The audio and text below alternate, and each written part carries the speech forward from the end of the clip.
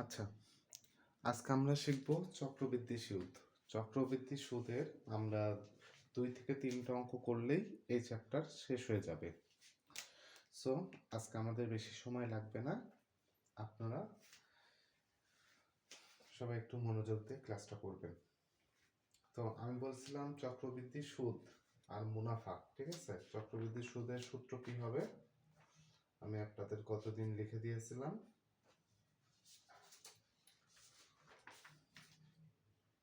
চক্রবৃদ্ধি সুদ হবে এই যে, যদি মূলধন বের করতে বলে, মূলধন, ঠিক আছে, চক্রবৃদ্ধি মূলধন, তাহলে কি হবে? সি, হ্যাঁ বলেন। হুম,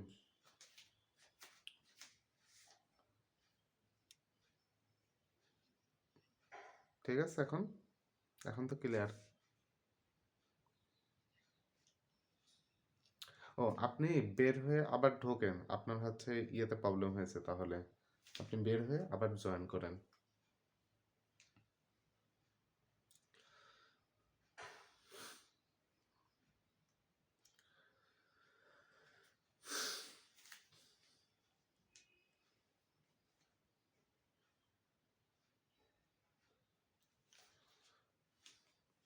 সুজন ভাই আছেন? এখন দেখতে পাচ্ছেন?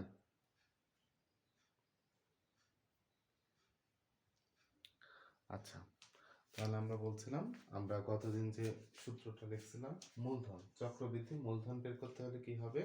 চক্রবৃদ্ধি মূলধনের সূত্র হচ্ছে সি সমান সমান P one plus R by N. এটা হচ্ছে চক্রবৃদ্ধি মূলধনের সুদ। আর যদি মুনাফা বের করতে হয়, তাহলে মুনাফা সমান সমান C minus P. So C সমান সমান আমরা তো দেখতেই পারলাম, এইটা P one plus R by N minus P. এটা হচ্ছে চক্রবৃদ্ধি মুনাফার সুদ।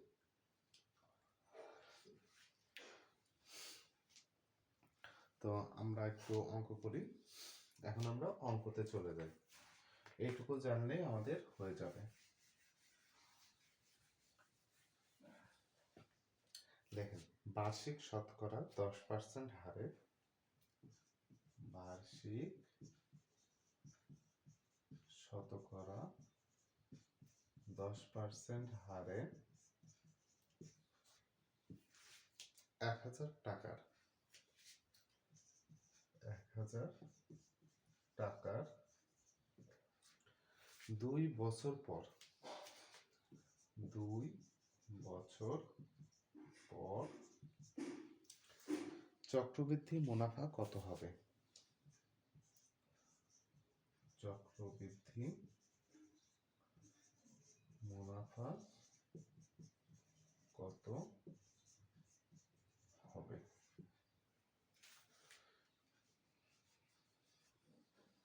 সো আমাদের এখানে কি কি দিয়ে আছে? শতকরা 10% হারে, তাহলে আমাদের আর আর দিয়েছে কত? 10%। আর কি দেওয়া আছে? 1000 টাকায়, 1000 টাকা মানে পি, পি মানে মূলধন, পি মানে কি? মূলধন। মূলধন কত?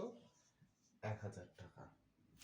আর কি দিয়েছে? 2 বছর পর, মানে এন, এন সমান সমান বছর, বছর কত? 2 বছর। চক্রবৃদ্ধি মুনাফা কত হবে? আমাদের মুনাফা বের করতে হবে। তাহলে আমাদের মুনাফা বের করতে হলে কি সূত্র ইউজ করব আমরা? আমরা বের করব, আচ্ছা আমরা আগে চক্রবৃদ্ধি মূলধন বের করি, ঠিক আছে? তাহলে দেখেন, আমরা জানি চক্রবৃদ্ধি মূলধন সমান সমান, চক্রবৃদ্ধি মূলধন সি সমান সমান, ঠিক আছে, P one plus R by N. তো এই সূত্র দিয়ে আমরা করব। তাহলে আমাদের কত আছে? পি কত দেওয়া আছে? পি এখানে দেওয়া আছে 1000 টাকা, তাহলে 1000 টাকা লিখলাম। তারপরে কত দিয়েছে? 1 প্লাস আর, আর কত দিয়েছে? 10%, তার মানে 10/100। তারপর এন দিয়ে আছে, এন কত? 2 বছর, 2 বছর। তাহলে আমরা এখানে সরাসরি লিখে দিতে পারি কত, 1000। তারপরে এই 100-র সাথে 1 গুণ করলে কত হয়, 100। ঠিক আছে, 100-র সাথে 1 গুণ করলে 100, আর 100-র সাথে 10 যোগ করলে হয় 110 বাই 100 সমান সমান 2। বুঝতে পারছেন সবাই? তো এখন আমরা ক্যালকুলেশন করব। তাহলে কত হবে, 1000, হ্যাঁ হ্যাঁ, দুইটা পাওয়ার হিসেবেই থাকবে। তো এখানে কত আছে, 100, 100 বাই 100 কয়বার আছে, 2 বার আছে। তাহলে আমরা 110 বাই 100 লিখবো, এখানে গুণ হবে, ঠিক আছে, ব্র্যাকেটের সামনে থাকলে গুণ। তারপরে 110 বাই 100 কয়বার আছে, 2 বার আছে, এজন্য আমরা 2 বার লিখলাম। 2 বার লেখার পরে এবার আমরা কাটাকাটি করে দেব। এই শূন্য কাটা, এই শূন্য কাটা, এই শূন্য কাটা, এই শূন্য কাটা, এই শূন্য কাটা, এই শূন্য কাটা, এই শূন্য কাটা, এই শূন্য কাটা। যদি সব কাটাকাটি হয় তাহলে কত হবে বলেন তো? 11 11 গুণ করলে কত হয়, 11 গুণ 11 হয় 121। 121-এর সাথে 10 যোগ করলে কত হয়, 121-এর সাথে 10 যোগ করলে হয় 1210। তাহলে আমাদের চক্রবৃদ্ধি মূলধন বের হয়ে গেল। আর চক্রবৃদ্ধি মূলধন থেকে চক্রবৃদ্ধি মুনাফা, এই যে মুনাফা যদি বের করতে হয় তাহলে আমরা জানি মুনাফা সূত্র কি, মুনাফা সমান সি মাইনাস পি। তাহলে আমাদের এই যে সিটাই তো হচ্ছে এই মূলধন বের হয়েছে। তাহলে সির মান কত, 1210, আর পি কত আছে, পি তো হচ্ছে আমাদের এই যে এইটা মূলধন 1000। তাহলে কত আমাদের হবে, তাহলে 1210 থেকে 1000 বাদ দিলে হয় 210 টাকা। বুঝতে পারছেন সবাই? সবাই বুঝেছেন? এখন যদি এইখানে মনে করেন যদি 2 এর জায়গায় কয় বছর থাকতো, 5 থাকতো, ঠিক আছে, তাহলে 5 থাকলে এখানে 2 বার লিখেছি, আরো 3 বার লিখতে হতো, বুঝছেন, আরো 3 বার লিখতে হতো। তাহলে 1 2 3 4 5। তো এইভাবে আপনারা পরীক্ষার হলে কাটাকাটি করবেন, তাহলে আপনারা কি সহজেই উত্তরটা বের করতে পারবেন। আর যদি আপনারা একেবারে নিয়মে চলে যান তাহলে কি হবে, তাহলে আপনাদের কাটাকাটি করতে অনেক সময় বেশি লাগবে, ক্যালকুলেটর ছাড়া পারবেন না। তো চক্রবৃদ্ধি মূলধন যদি বলে তাহলে এটা হচ্ছে চক্রবৃদ্ধি মূলধন, আর চক্রবৃদ্ধি মুনাফা যদি বলে, চক্রবৃদ্ধি মুনাফা হচ্ছে এটা। তাহলে অতি সহজেই আমরা চক্রবৃদ্ধি মূলধন আর চক্রবৃদ্ধি মুনাফা বের করা শিখে গেলাম। এখন আমরা আরেকটি অঙ্ক করব। এই অঙ্কটির মাধ্যমে আমরা আরো বেশি ক্লিয়ার হব।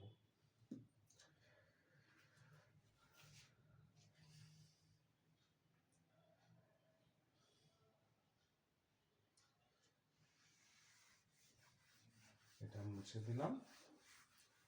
সবার তো তোলা হয়ে গেছে তাই না?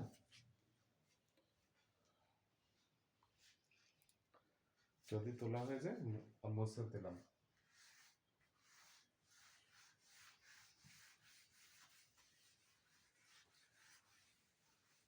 আচ্ছা দেখেন পরবর্তী অঙ্ক।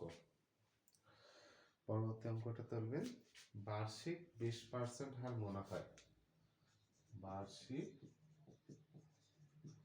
20% হার মুনাফায়, মাসিক 20% হার মুনাফায় 800 টাকায় 2 বছর পর, 800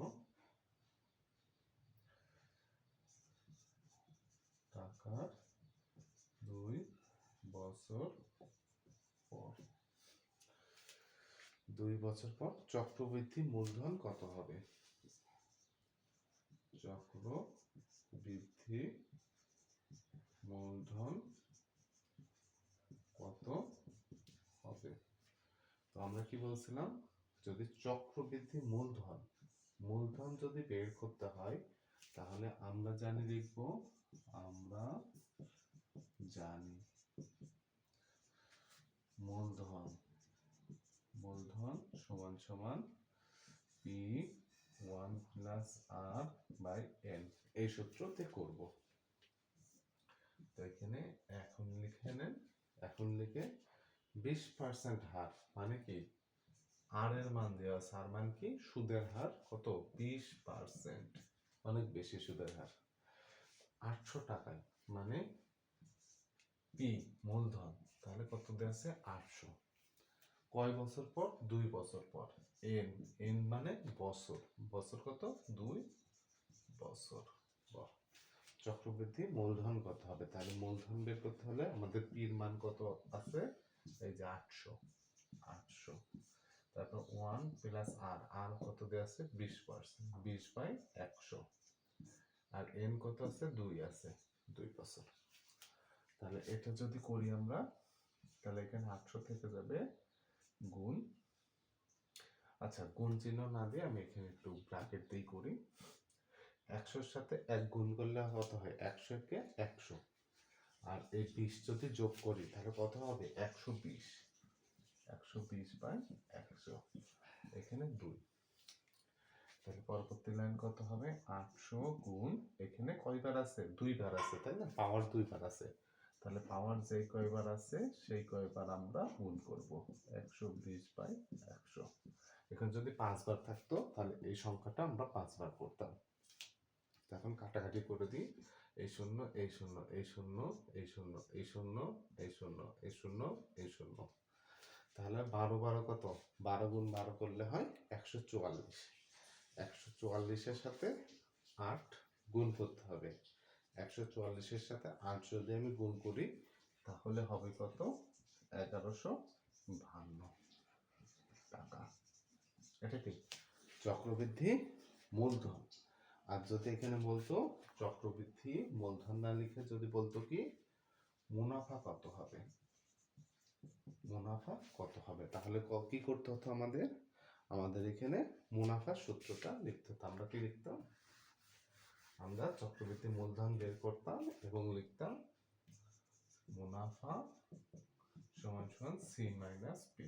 তো সি বের হয়েছে এই যে এইটা 1152 মাইনাস পি কত ছিল এই যে 800, 800 বিয়োগ করে দিলে যেটা হয় ওটাই আমাদের চক্রবৃদ্ধি মুনাফা।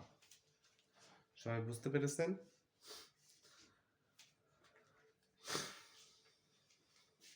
কারো কি কোনো প্রশ্ন আছে?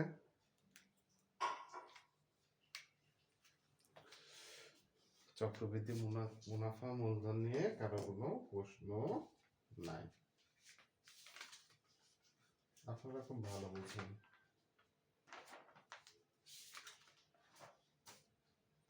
বোঝালে ভালো বোঝা যায়, আর করতে গেলে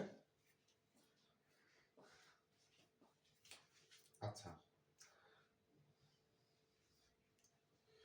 আচ্ছা আপনাদের এই ধরনের অঙ্ক হচ্ছে আপনাদের যে অঙ্কটা পরীক্ষায় আসবে সেই অঙ্কটা আমি করে দিচ্ছি।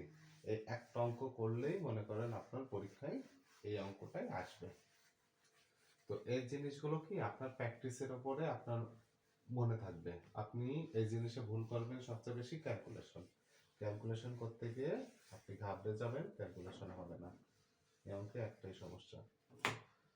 আচ্ছা দেখেন, যে অঙ্কটা পরীক্ষায় আসবে ওই অঙ্কটা করব।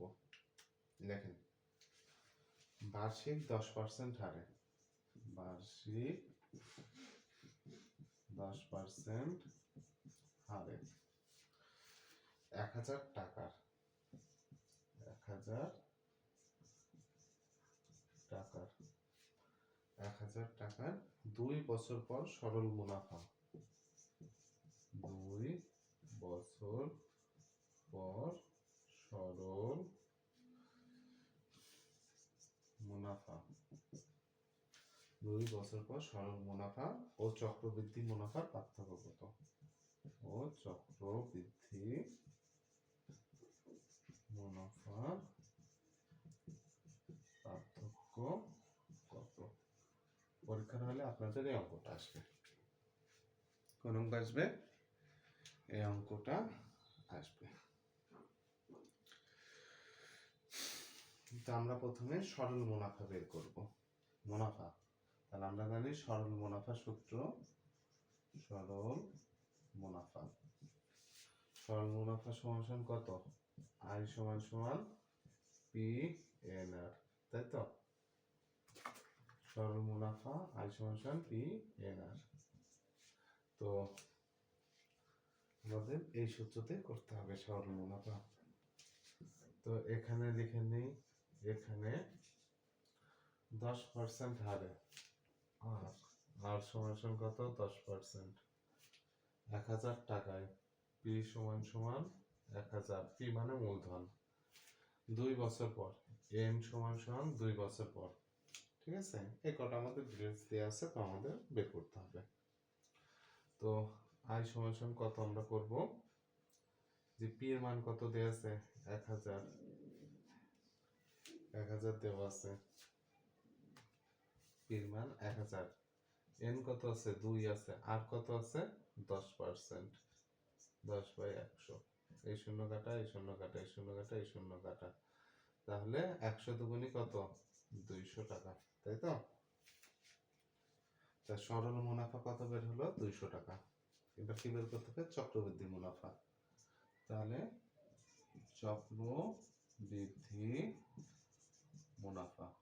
আচ্ছা, চক্রবৃদ্ধি মুনাফা আমরা একবারে যদি বের করতে না চাই, তাহলে আমরা চক্রবৃদ্ধি আগে মূলধন বের করব।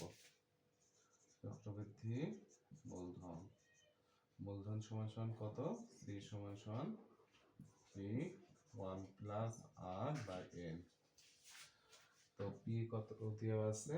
1000, 1000, 1 প্লাস আর এর মান কত দেওয়া আছে? 10%, তাহলে 10/100, তাহলে কত বছরে? 2 বছরে। তাহলে এখানে 1000, তাহলে কত হবে? 100 কে 100, তাহলে এখানে 110/100/2।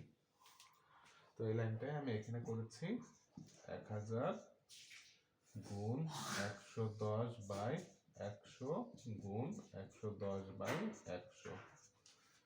তো এখানে এক দিয়ে এই কাটা, এই দিয়ে এই কাটা, এই দিয়ে এটা কাটা, এই শূন্য এটা কাটা, তাহলে কত হবে? 11 গুণ 11 121, আর একটা শূন্য 1210। তাহলে চক্রবৃদ্ধি মুনাফা, এটা চক্রবৃদ্ধি মূলধন বের হলো। তাহলে মুনাফা সি মাইনাস পি। সি কত? 1210, পি কত আছে? 1000, 1000, তাহলে 210 টাকা, 210 টাকা। তাহলে আমাদের কি চেয়েছে? মুনাফার পার্থক্য। তাহলে আমরা এখন লিখব মুনাফার পার্থক্য। তাহলে এই সাইডে আমি একটু মুছে রেখে দিই। আচ্ছা, আপনারা তুলছেন যেহেতু আমি একটু এখানে রেখে দিই মুনাফার পার্থক্যটা। তাহলে মুনাফার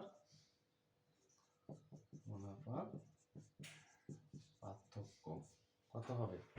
এই যে 210 মাইনাস 200, এই যে এটা সরল মুনাফা, এটা চক্রবৃদ্ধি মুনাফা, তাহলে কত হবে? 10 টাকা পার্থক্য। সবাই বুঝছেন নাকি আরেকবার বোঝাতে হবে?